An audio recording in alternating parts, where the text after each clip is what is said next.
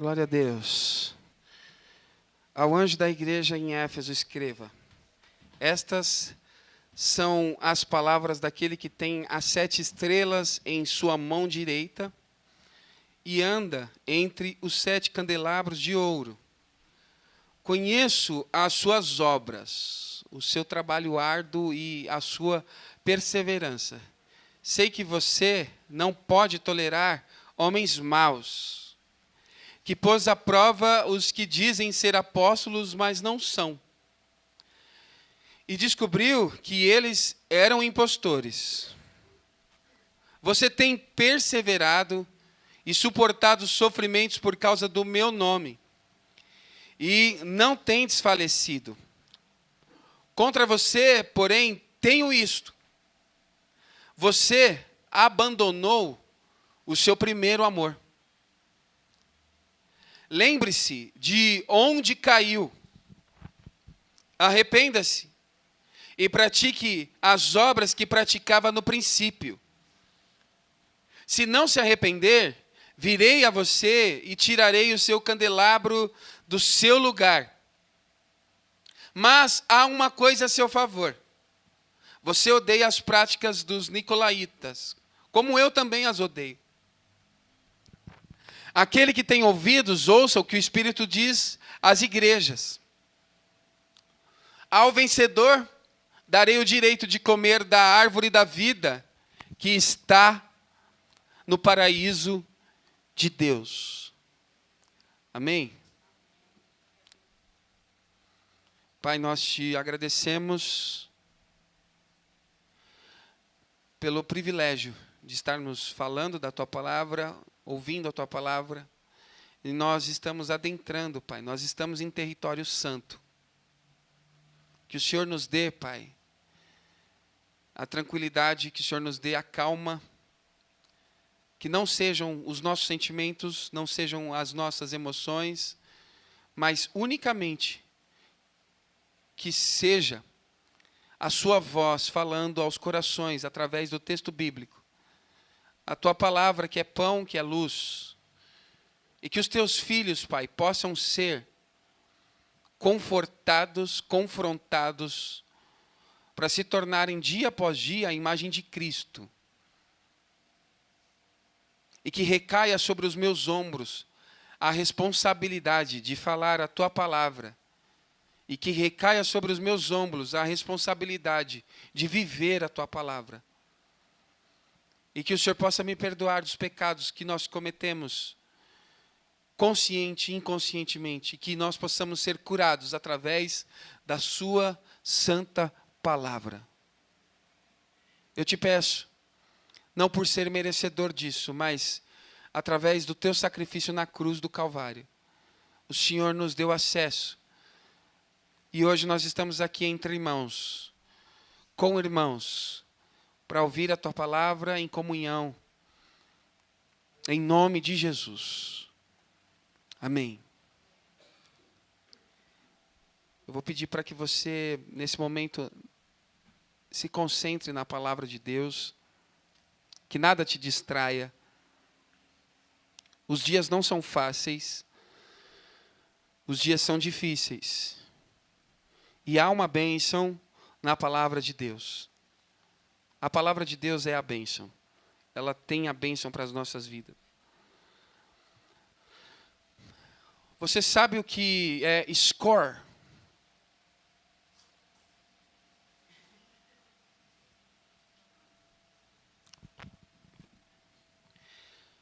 Você sabe o que é score?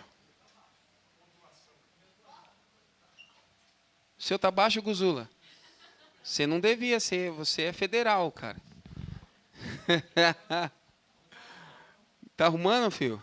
Amém, já está no bom começo. Score. Alguém chama de score também, né? O Guzula já pregou metade da palavra. O dele está baixo. Ei, Guzula. Então, score é uma pontuação. O score é uma pontuação que vai de 0 a 1000. e é utilizada pelos birôs de crédito. Eu vou explicar para você o que é birôs de crédito. Ela é utilizada pelos birôs de crédito para dar um indicativo às empresas sobre o nível de confiança para emprestar dinheiro e outras formas de crédito para as pessoas. Em geral, ele mede a probabilidade de determinado indivíduo pagar contas e não se endividar ao longo dos próximos meses. Score. Birôs de crédito é assim: antes de conceder crédito para uma pessoa ou uma empresa, as instituições fazem uma consulta. Ela faz uma consulta de dados para avaliar se correm algum risco de inadimplência por parte dos tomadores de crédito. As empresas que fornecem esses dados para consulta, sejam eles negativos ou positivos, são chamados de birôs de crédito. Então, quando você vai comprar um carro, a empresa entra num birô de crédito e vê se você tem condições de parcelar o seu carro. Existe apenas um tipo de score? Não. Não existe. Cada birô de crédito, banco ou outros tipos de empresa pode ter o seu próprio score. Embora eles tenham semelhanças entre si, não são iguais. Cada uma dessas empresas leva em conta critérios e fatores específicos nos cálculos, que não costumam ser divulgados em detalhes para os consumidores. É incrível isso, não é? Agora presta atenção. Você e eu, você pode aparentar ter um bom dinheiro, pode ostentar o quanto quiser, e ainda assim ter seu score baixo. O que não te possibilita, por exemplo, comprar um carro, locar ou comprar uma casa. O score mostra que não importa o quanto você tem, mas como você administra o que você tem ou já teve. Então esse cara é um mau administrador do que ele tem ou do que ele já teve. Nós não vamos dar crédito para ele. Como você não vai dar crédito para ele? O cara me para com uma Mercedes na frente do banco. Hein, Fábio?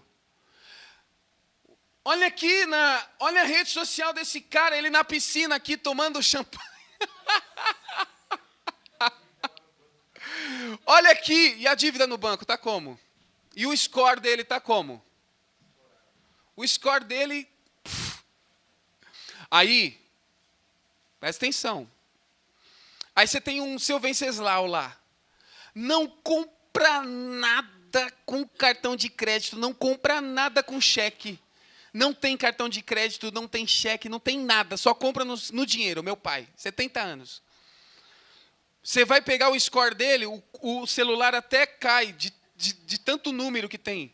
Ele nem sabe. O score do homem está em 1000. Tem nada na vida. Tem uma casa e as contas em dia. Então, o score, ele é uma proteção para a instituição livrar de calote.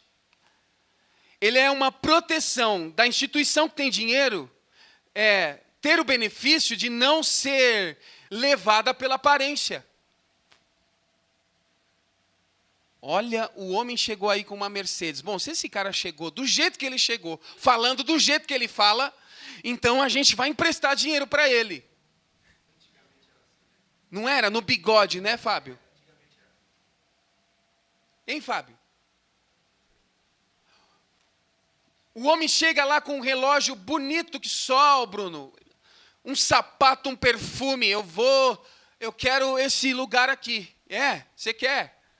Quero. Olha que perfume maravilhoso esse homem tá. Gente, esse povo aí deve ter um dinheiro que não é brincadeira. O que você quer fazer? Não, a princípio eu quero locar, depois eu quero comprar. Vamos fazer uma proposta de compra. Uai, vamos. Mas primeiro você quer locar? Primeiro eu quero locar. Então tá bom. Manda a sua documentação, que eu tenho certeza que vai passar. Aí daqui a pouco, nem é mais o cara que fala, é a assessora do cara. Olha, desculpa, o seu score está baixo. Você não consegue comprar nada, a não ser que você compre à vista. Ou seja, o score livra a instituição da aparência. Parece que é, mas o score está, baixíssimo. E deve ser por isso que quem se apaixona por aparência se decepciona pelo caráter. Tem gente que se apaixona pela aparência, caminha e depois se decepcionou pelo caráter, porque não viu o score. Não viu o score, só viu a aparência. Se a aparência é o suficiente para nos comprar, desculpa, mas nós somos barato demais. Se a gente se vende pela aparência, a gente é muito barato. No reino de Deus não é diferente. Você pode ter momentos fervorosos de oração, Fábio. Pode saber o que precisa ser dito às pessoas. Você pode aparentar um equilíbrio religioso, porém, seu score é bem baixo. Porque na hora de pagar o preço da obediência, do equilíbrio, da temperança, do respeito, você se nega a acreditar, mesmo tendo condições de fazer. Então você tem para fazer, você tem como fazer, mas você não faz. E viver de aparência para você é muito melhor do que fazer o que você tem que fazer. Em 2 Pedro, no capítulo 2, versículo 21, fala assim: porque lhes teria sido melhor não haver conhecido o caminho da justiça, do que, depois de conhecê-lo, darem as costas ao santo mandamento que lhes havia sido concedido. Dessa maneira, confirma-se neles o quanto é verdadeiro o provérbio que diz: o cão volta ao seu vômito, e mais, a porca lavada volta a revolver-se no lamaçal. Porque você sabe o que é a verdade, você sabe o que tem que fazer, você ouve a palavra, mas com tudo isso que você tem, você vive de aparência. O score, Jesus disse às cidades que havia operado milagres. Mateus, no capítulo 11, versículo 21 e 22. Ai de ti, Corazim! Ai de ti, Betsaida! Porque se os milagres que entre vós foram realizados tivessem sido feitos em Tiro e Sidom, há muito que elas se teriam arrependido, vestindo roupas de saco e cobrindo-se de cinzas. Entretanto, eu vos afirmo que no dia do juízo haverá menos rigor para Tiro e Sidom do que para vós outros. Eu operei milagres em Corezim, eu operei milagres em Betsaída, e Jesus vem e fala isso. Se esses mesmos milagres tivessem acontecido na terra dos pagãos, eles teriam se arrependido de tudo. Vocês não. Vocês ainda continuam vivendo da aparência de vocês. Vocês ainda continuam dando ouvido para esses falsos fariseus. Vocês ainda continuam dando ouvidos aos desejos do seu coração e vivendo de aparência. Todo mundo acha que vocês são, mas vocês não são. E ele continua no 23. E tu, Cafarnaum, Te arroga subir até os céus? Pois serás lançado no inferno, porque se as maravilhas que foram realizadas em ti houvessem sido feitas em Sodoma, teria ela permanecido até o dia de hoje.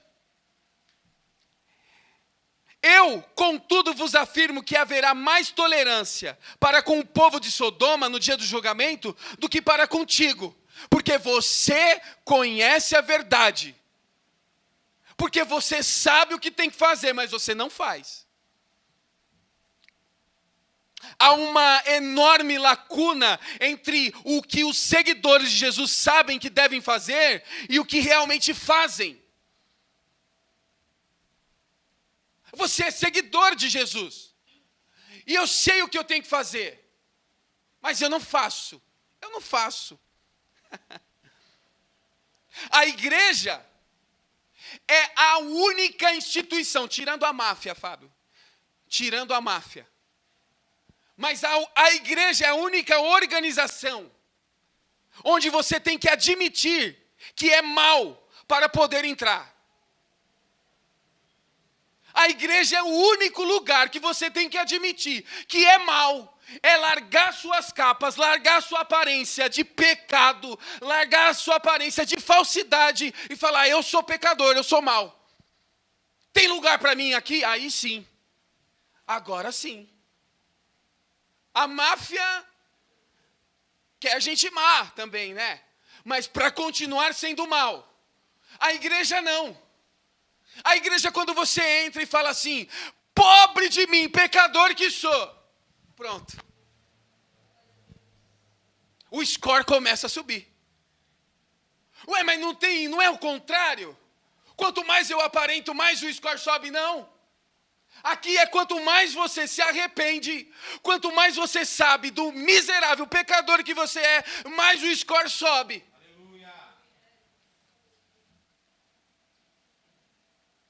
Tiago 4, versículo 17, pensem nisto, pois quem sabe que deve fazer o bem e não faz, comete pecado. Aqui Tiago, ele está retratando a insubmissão à soberania divina. Ele está falando de homens que criam planos e criam projetos sem antes saberem se é isso mesmo que Deus quer que eles façam. Ei, venham, vamos àquela cidade, façamos negócios. É o que diz os versículos anteriores. Vocês não sabem que vocês são como a neblina? A vida de vocês é como a neblina. Vocês não são nada. Como é que vocês estão programando tudo isso? Antes perguntem, se Deus quer que eu faça, eu faço. Se Deus não quer que eu não faça, eu não faço. E aí ele vem e fala esse texto. Aquele que sabe que tem que fazer o bem e não faz, Deus o considera pecador. Quando Cristo é a sua vida, a submissão é a expressão mais natural do seu caráter e da sua natureza. E será a expressão mais natural de sua nova natureza dentro dos relacionamentos. Que não sejamos desleais a Cristo. A gente tem essa mania de ser desleal a Cristo que está dentro de nós. Por uma submissão covarde ao mal que está na sociedade.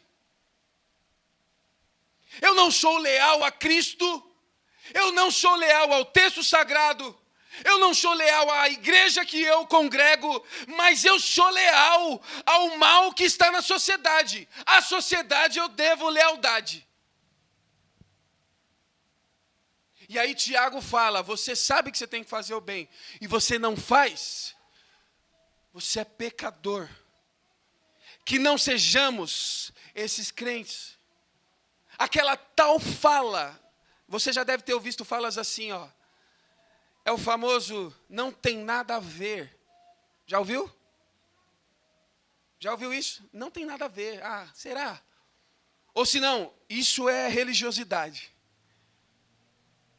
Essa daqui eu acho que é a top número 1, Fábio. Top número 1. Não julgueis. Não julgueis. Essa daqui ganha. E a outra também que está na frente é Deus é amor. Deus é amor. Amem as pessoas. Agora, Deus marcou esse encontro com você para dizer: nós podemos amar todos, o que não podemos é livrar eles do inferno com o nosso amor. Somente a obediência às Escrituras os livram do inferno. O nosso amor por eles não livra ninguém do inferno. Porque eu amo mediante a aparência dele. E Deus não. Deus olha o coração dele. Deus olha o score. Hein, Guzula? Como você pregou aqui sobre o Jessé, sobre Samuel, vieram todos eles. E Deus fala para o profeta: você vê com os seus olhos, você vê a aparência. Eu estou vendo o score dele. Se o score dele é baixo, se o score dele é alto. Ah, aparentemente está bom, está beleza. Mas o score, meu profeta, ó, deixa isso para lá. Se a Bíblia chama isso de pecado, é pecado. E a minha opinião e a sua opinião não importa. Tem uma fala de Basílio de Cesareia. Ele diz: não é possível tornar o inferno atraente. Então, o demônio torna atraente o caminho que leva até lá. A aparência. Claro que o inferno não é aparente. O inferno não é quisto. Mas o caminho até lá, meu amigo, é cada coisa gostosa que tem. E os nossos olhos ficam assim, ó. Uau, eu quero isso. Porque eu estou sendo guiado pela aparência. E o Espírito fala assim: filho, o score é baixo. Não faz isso. Filho, o score é baixo. Não mexe com isso. Mas é tão bonito. É tão legal. Por que você não deixa? Porque o score é baixo. Você está vendo a aparência. O errado não deixa de ser errado só porque a maioria participa e concorda. Sabe o que Jesus disse em Mateus capítulo 12, versículo 41? Os homens de Nínive se levantarão no juízo com esta geração e a condenarão, pois eles se arrependeram com a pregação de Jonas. E agora está aqui o que é maior do que Jonas. Eles se arrependeram. Eles se arrependeram. Jesus está falando que esses que eram tidos como pagãos, que não mereciam a misericórdia de Deus, eles vão se levantar para condenar os religiosos, os que aparentemente merecem a graça. Igreja de Éfeso, manter-se firmemente agarrado a ambos os pilares, verdade e amor. É um desafio constante para pecadores redimidos, que oscilam como pêndulos de um extremo ao outro. Com muita frequência, as igrejas e seus líderes ou permanecem firmes em favor da verdade bíblica de um modo vigoroso, mas sem amor, ou então perseveram uma aparente unidade de amor, porém à custa da verdade. Eu nego a verdade, mas eu amo. E o outro, eu só falo a verdade, mas não amo. Certamente, quando a verdade do Evangelho verdadeiramente alcança o nosso coração, isso resulta em amor pelos outros. E de mesmo modo, o amor que agrada a Jesus cresce apenas no solo fértil da fidelidade à verdade divina. Um só corpo. Um só Pai, um só livro de regra e fé. A gente professa a fé e junto a gente ama. Não dá para a gente só professar a fé e não amar. Mas também não dá para a gente só amar e não professar a fé, o que está escrito. E uma das coisas que a igreja do Brasil precisa entender é que a correção é a forma mais equilibrada que Deus deixou para o homem, para levar ele para o céu. Eu não sei se você já viu um prego fora do lugar. Aquele prego que você passa a mão e corta. Sabe o que a igreja brasileira está fazendo hoje? A igreja brasileira pega, Fábio, e põe esse prego lá que está furando a mão de todo mundo, pega um papel e faz assim, ó. Você que é o desequilibrado, não sou eu. O desequilibrado é você, porque aqui, a palavra de Deus é como um martelo que esmiuça a penha. Aqui em cima tem que ser um martelo. O desequilibrado não é quem, o equilibrado não é quem está assim, ó, batendo no prego com papel. O equilibrado é quem vê o prego fora do lugar e pega o martelo e... Ah, mas você não ama. Amo. Isso é a demonstração de amor de Deus para você. Você voltar para o seu lugar. Você está onde que Deus quer que você esteja. Você está aparentemente aí, sendo amado, mas fora do lugar. Aí o martelo vem e pá! Está no lugar. Voltou para o lugar.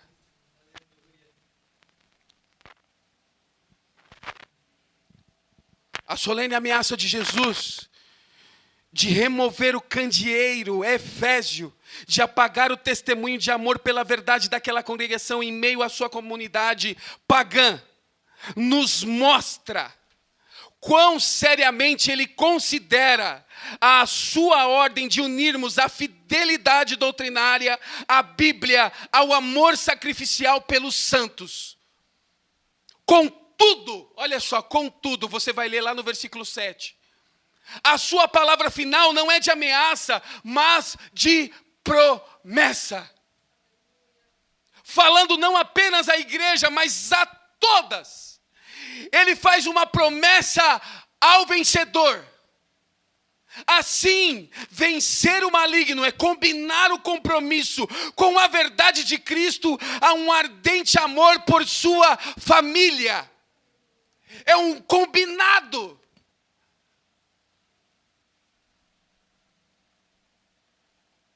É um combo o cristianismo. Não há como estar em volta de Cristo sem estar na sua comunidade de fé.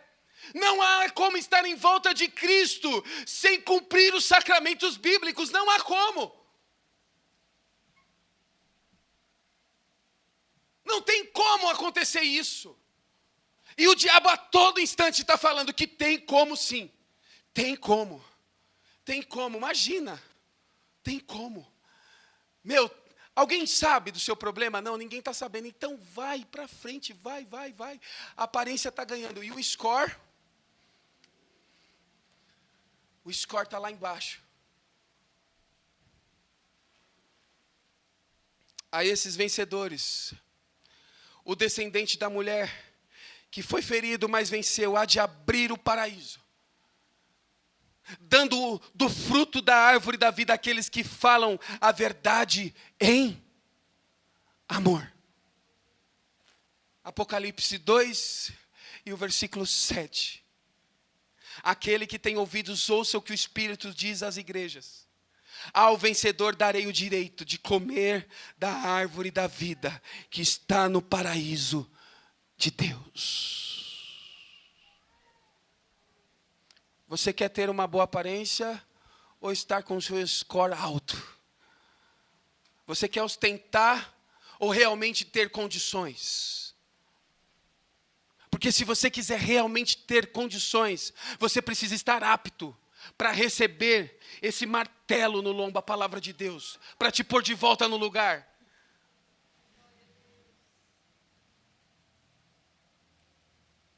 Nós não queremos viver de aparências.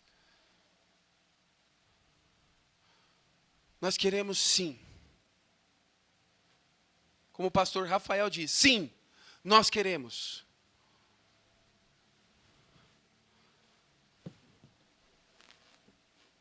Que a gente diminua e que Cristo cresça em nós, o nosso score. Quando Cristo cresce em nós, o seu score sai disso para isso. Não vivo mais eu, mas Cristo vive em mim. As coisas velhas se passaram. Eis que tudo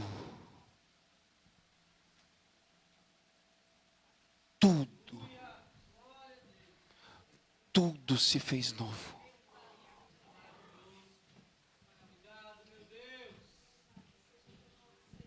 Eu não faço a menor ideia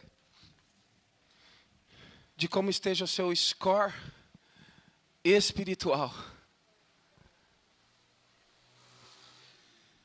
Eu não faço a menor ideia do quanto você tem se esforçado para forçar uma aparência, para ser quisto pela sua aparência. Mas uma coisa eu tenho certeza, que quando você se agarra ao arrependimento, quando você reconhece quem você realmente é, ele começa a crescer dentro de você, ao ponto dos resultados serem outros. Porque não tem mais a ver com o seu controle, não tem mais a ver com a sua sapiência, não tem mais a ver com a sua inteligência. Tem a ver com quem está em você. Agora eu tenho crédito. Agora eu entro e saio. Eu posso. Mas por que você pode? Você nem aparenta ser.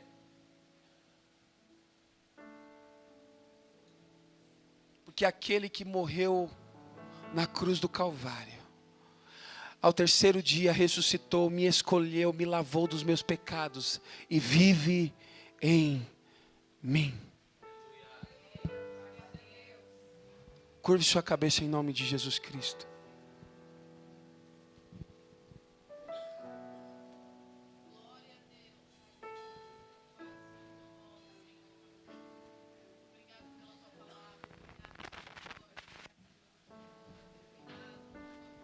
Pai amado, nós te adoramos, nós te agradecemos, porque nós sabemos, Pai, da natureza pecaminosa que nós somos. Nós sabemos da depravação humana que está em nós. Nós sabemos, Pai, da capacidade em pecar, em ferir. Nós sabemos da capacidade que nós temos, mas, Pai, nós queremos que o Senhor seja o nosso advogado. Nós queremos que o Senhor, Pai, nos perdoe dos nossos pecados. E que o Senhor nos leve, Pai, a momentos e tempos de arrependimento do que nós fizemos, do que nós falamos, do que nós somos, do que nós intencionamos fazer.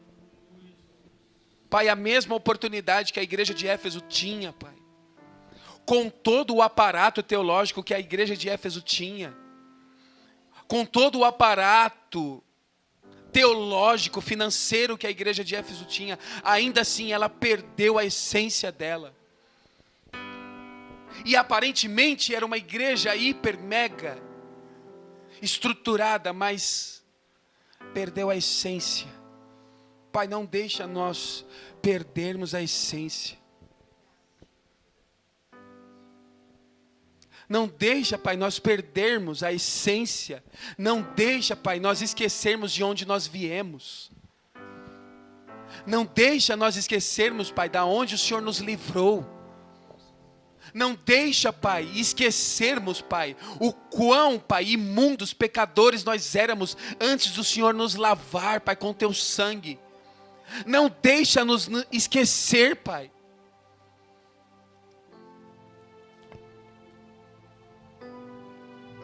E que a nossa aparência, Pai, seja a aparência de Cristo. Que a nossa aparência seja a aparência do Filho de Deus. Aonde quer que nós pisemos os nossos pés, Pai, que o nosso score esteja aprovado. aonde quer que nós estejamos, Pai, que nós possamos ter crédito, Pai. Não porque nós aparentamos ser, não porque nós falamos como crente, não porque nós temos na nossa boca esse crentez, não, mas porque realmente o Senhor mora em nossos corações. Eu quero que agora, em nome de Jesus Cristo, você, com a autoridade do Espírito Santo, ore por essa pessoa que está ao seu lado. Abençoe essa pessoa que está do seu lado, em nome de Jesus Cristo. Que essas pessoas tenham uma boa semana, em nome de Jesus. Interceda por essa pessoa, em nome de Jesus Cristo.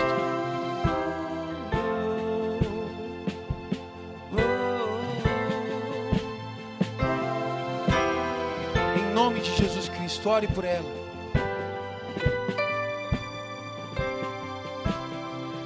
Temer porque se eu estou guardado por quem nunca perdeu batalhas, seu nome é Jeová Jireh, irás provar.